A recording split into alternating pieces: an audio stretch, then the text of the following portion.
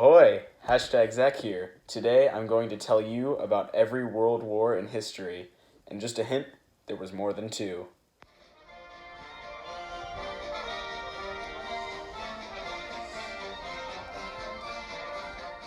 So, what do I mean when I say World War? Because technically, there's only two wars in history that have World War in the title. Well, for a World War, I'm talking about any war that happened on at least 5 continents. So, that's what I'll be talking about.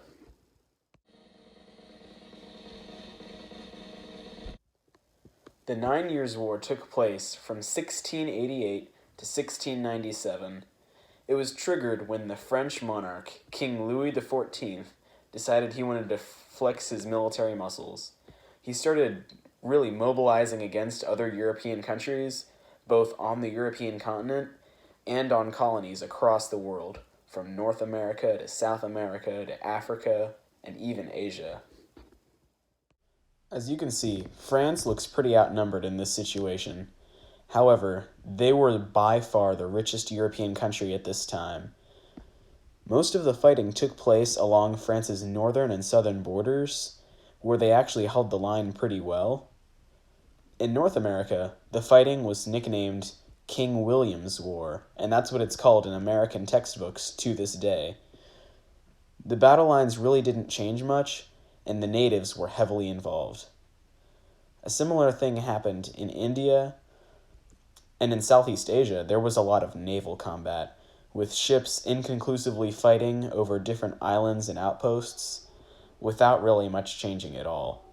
In the end, all sides found a peace because all of them were running low on funds and getting war-weary. The 9 Years' War really set the stage for more warfare in Europe because it didn't really settle anything. It only postponed a war that would settle a lot more. The lines in the sand didn't change much. No country really changed in dominance much. All that happened was they had a brief intermission and waited for the next incident to spark more conflict.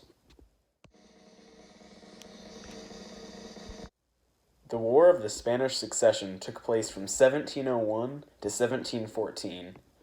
Basically what happened was King Louis was backing a new Spanish king who was very closely tied with the French, and no one else wanted that to happen because they knew how powerful France would get if they got this ally. So, many other European powers teamed up against France and Spain to prevent this from happening. For the first 5 years of the war, the French and the Spanish had some very successful offensives, capturing a lot of enemy fortifications. However, over the next 8 years, their opponents started turning the tide, retaking some of these forts, and grinding their offensives to a halt. This led to France and Spain suing for peace. In North America, this war was called Queen Anne's War. And there was also a lot of fighting in India, Africa, and South America. The War of the Spanish Succession, just like the 9 Years' War, did not really leave a satisfying conclusion. Even though France did get what it wanted, replacing the previous Spanish monarch with one that was allied with Louis XIV, both France and Spain were left pretty bankrupt at the end, and so they couldn't really capitalize on this newfound alliance and newfound strength. Also, the situation in North America was just as precarious as it had been before, and no one had really reached the point of dominance yet.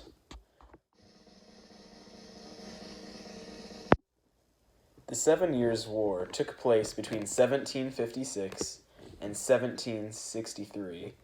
This was all about 3 main issues. Firstly, the British were getting very aggressive with their colonial expansion and rapidly becoming the dominant force in the world. Secondly, the Portuguese were starting to get extremely rich off of their cash crops trade in Angola and Brazil. And thirdly, Prussian leader Frederick the Great was forming a German nation in Central Europe, which was rapidly becoming very powerful, and this made a lot of other European nations very nervous. So they all allied with each other to fight against the British. What actually incited the incidents that started the war, though, was a raid by a young George Washington in the Ohio Valley. In North America to this day, this war is taught as the French and Indian War, although it was part of a much more global conflict.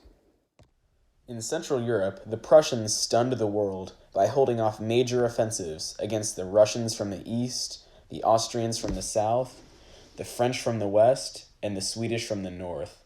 Frederick the Great really showed his military genius, and this really forged the German fighting tradition that would continue on up through World Wars I and II.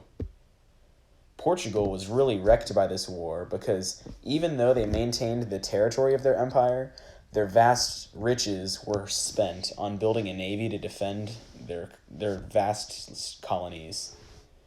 The British were the real victors here because they gained complete dominance over India, and they gained very secure shipping lanes while wrecking the shipping lanes of all of their opponents. This war also laid the groundwork for the movement for American independence, which later formed the United States. Unlike the other world wars, the 7 Years' War really did lead to a decisive conclusion. Although most of the other European powers were exhausted and set back, Britain came out on top as the leading power for colonization and imperialism. Also, even though Prussia's expansion was halted and Germany wouldn't form for another 100 years, Frederick the Great really cemented a military tradition into Germany, which would last until World War I and World War II. Also, this really set the stage for the decline of the Spanish and Portuguese empires, as they really wouldn't come back and do anything decisive after this. While the Napoleonic Wars are famous as a European war in European history, many people don't know that it was actually a global conflict. Americans learn a lot about the War of 1812, but this was actually part of the wider Napoleonic Wars. There were also conflicts in South America, Africa, even in India, that were all part of this major conflict that spread 20 years.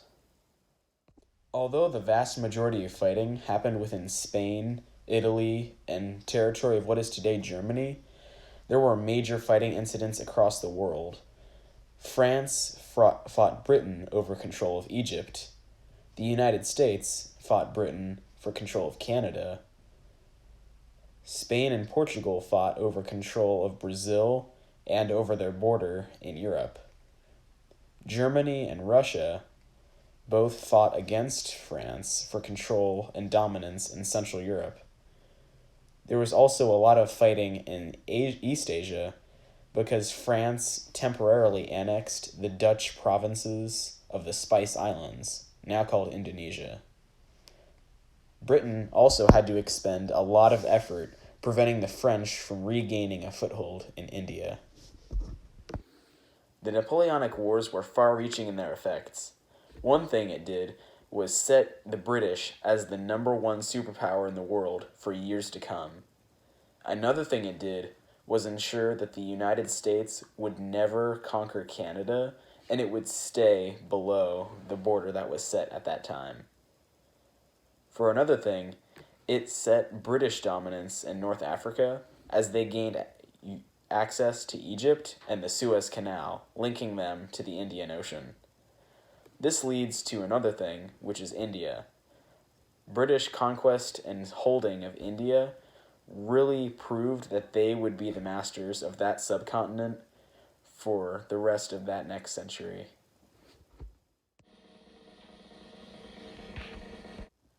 This is where we get into the world wars that we're all familiar with. The Great War, also called in our textbooks World War I, was a major fight between European colonial powers, although also including the United States and Japan, over colonies, over alliances, and over nationalism in the European continent.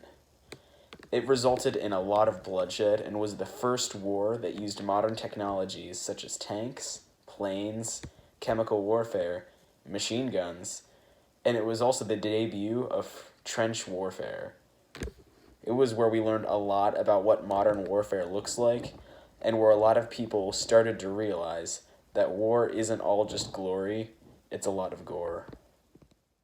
World War I started out looking great for Germany. They gained the allies of Austria and the Ottoman Empire.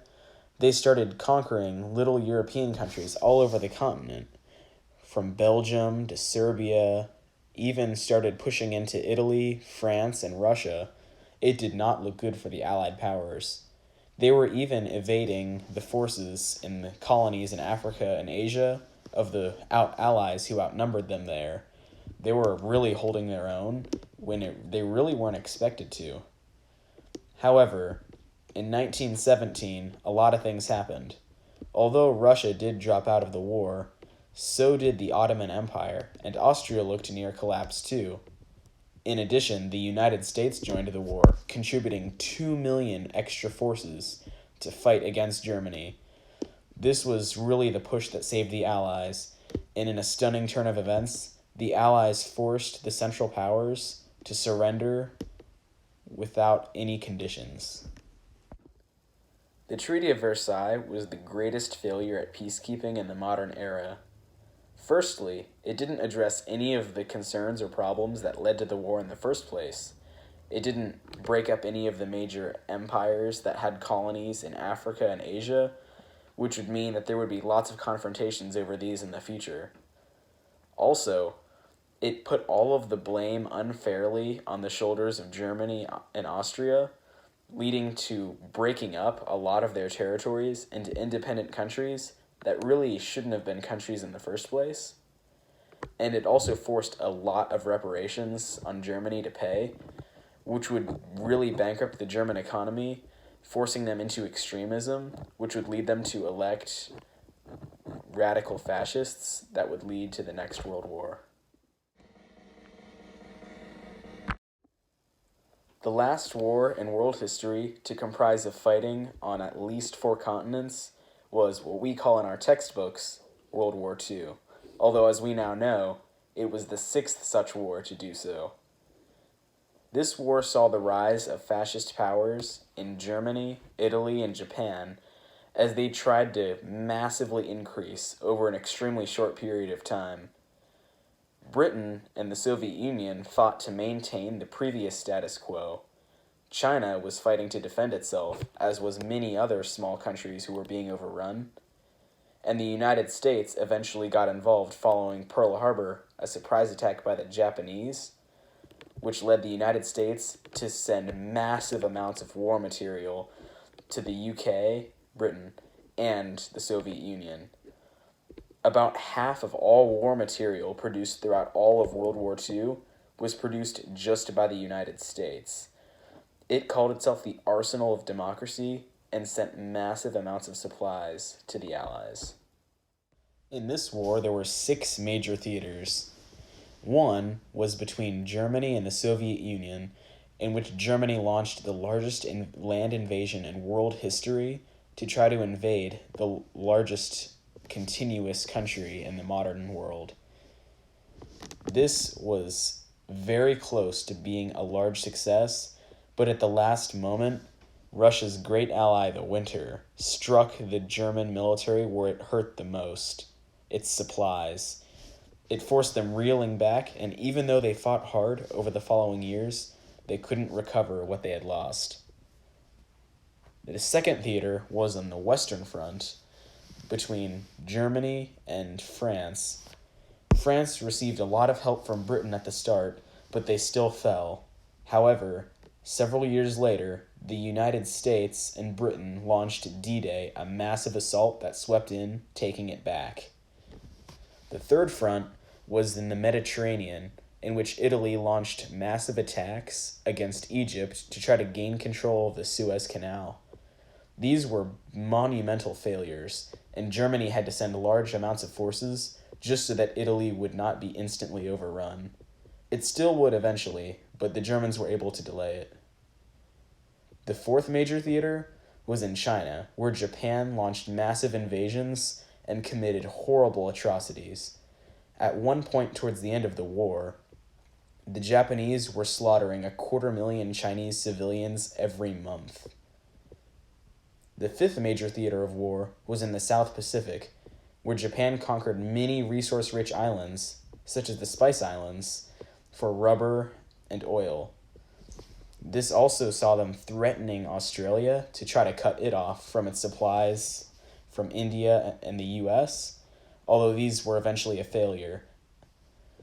The sixth and final theater of this war was in the Central Pacific, where the United States was attacked at Pearl Harbor, but rallied and sent a massive fleet towards Japan, conquering several peripheral islands, and then launching a nuclear attack, which ultimately ended the war. World War II had drastic consequences. It led to the fall of the major militaries of France and Germany, and the rise of the major militaries of the United States and the Soviet Union. Those two powers would go to dominate the world over the next half-century in a period called the Cold War. The end of this war saw the only use of nuclear weapons ever during wartime. That really set the tone for the confrontation during the Cold War. This war also saw the collapse of the major imperial powers of Europe, as over the next several decades, all of the countries of Africa, Asia, they would all fight to gain independence and eventually would earn it. That leads us to the current map of the world that we have today. Did you learn anything new about the nature of global conflicts or the rise and fall of empires in the modern world? To learn more, I definitely recommend that you look into it on the internet because there's a lot of information out there, and I just scratched the surface to give you a brief summary of what these events were like. Please comment, like, and subscribe. See you next time.